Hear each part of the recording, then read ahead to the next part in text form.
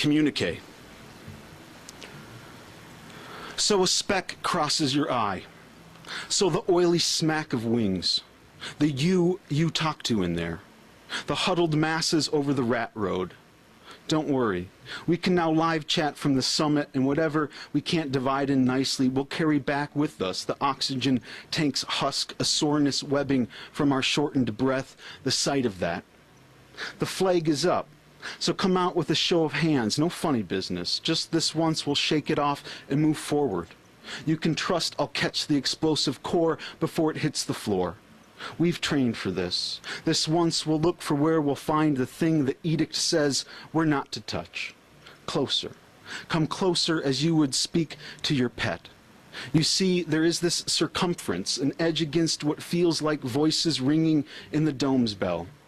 Just this once, the can at your ear may produce a bloom.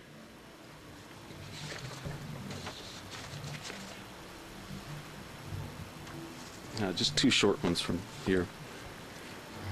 Weaving. I've tried to sift a truth finer than salt from my mouth. It matters. I get up or I do not. The books can wait. Leaves burn themselves these days, and the day begins or it does not. Now wingless, a wasp masquerading as the sun crawls, a harmless razor across the backlit curtain. No city trembles on the verge of the sea.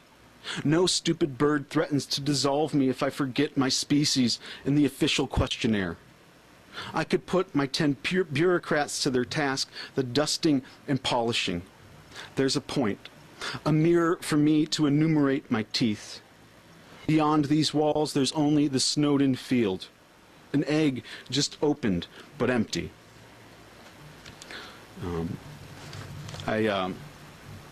Sorry, my mouth is dry. I spent a lot of time working in restaurants. And this next poem comes out of an experience I had while I was a dishwasher. Haute cuisine. The pig couldn't know it was a pig, not because it lacked a conspicuous preference for truffles over the few rotten turnips set aside for the trash, but because when I looked, there was a thin slit of a smile across its throat, which explained the pig's patience with the cooks. One punched holes his friend filled with garlic, each twist of the blade loosening the meat from a word rising in my own throat, as I scoured dishes in the sink, an orange slither of oil inscribed on the surface. But the pig couldn't know it was a pig. No hooves hammered against steel counters. There was no last leap onto the stove. The cooks, too, had only a slim notion. One sang along with the radio. The other wiped his hands on his shirt.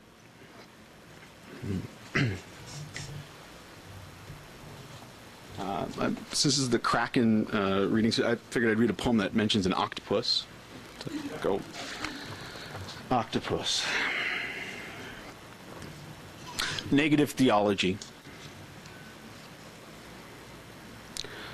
You were not dressed as a policeman, or a fair amount of cured meats, as a tomcat or mouser, the informal kitty, the archaic grimkin.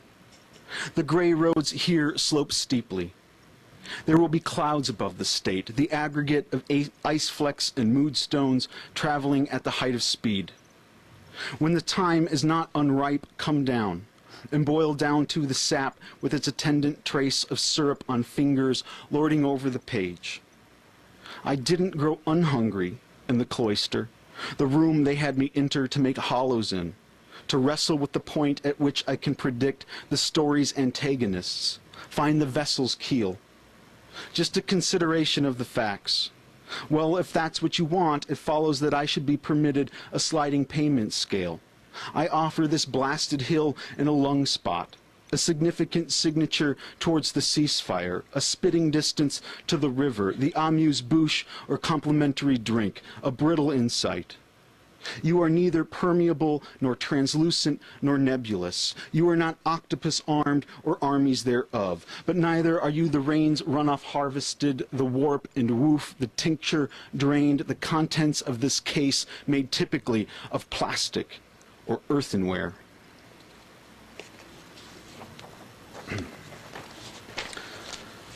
Just a couple more, three more. This next poem takes place on I-35 in between Austin and Dallas. Texas poem, road poem. And it borrows its title from William Carlos Williams. The Pure Products. Citizens, in the middle of America, I found myself as in a dark mood. Your emissaries arriving as sun on chrome, as crosshairs marking shades on a billboard, a shadowy threat to take back an abstraction gone abstractly missing. Because the lesson is always descent, we must enter at the end of hope until stripped, sick, enough for the sprout to thrive. And from your shore the river appears full. Let's say you are the hive of sad ones who didn't know better. The set of all things the eye sees that includes the eye itself is one way to found a morality. A boot to the face before a boot to the face is another. In this river of fire, it's best to play the frog. Then they hand you, they who wish to God, this floating device fashioned of electrocution or this version made of crude sludge. But I'd rather have the trident, please. The cat o' nine tails that measures out to around $6 if you lay the dollar bills down end to end. Oh, America, to discover what you've asked of me, must I climb through your tangled hair after emerging from your mouth? There is a place up ahead, full of beaches and buffalo. Put your ear to this bleached socket. You can hear what we'll do when we get there. If you Google cat o' nine tails and you go to Wikipedia, somebody decided with their picture of the cat o' nine tails to use a dollar bill to show you the relative size. I don't know. And if you want to see that the Grackle Starling video, just Google Starling Grackle, and the first video on YouTube would be Grackle Starling. Okay. 2 short poems, and you'll be done. This next one is, in my mind, a mashup of 2 movies that I watched a lot when I was a kid. Sort of an IMDb page for them. It's the Russians Are Coming, The Russians Are Coming, and The Swiss Family Robinson. It's called The Swiss Are Coming, The Swiss Are Coming. The sharpened sticks and palm fronds make simple the old equation. What's left to carry after an unstoppable force meets with an unstoppable force with meat on its breath. I fashioned this contraption of paddles and rope to lift you water.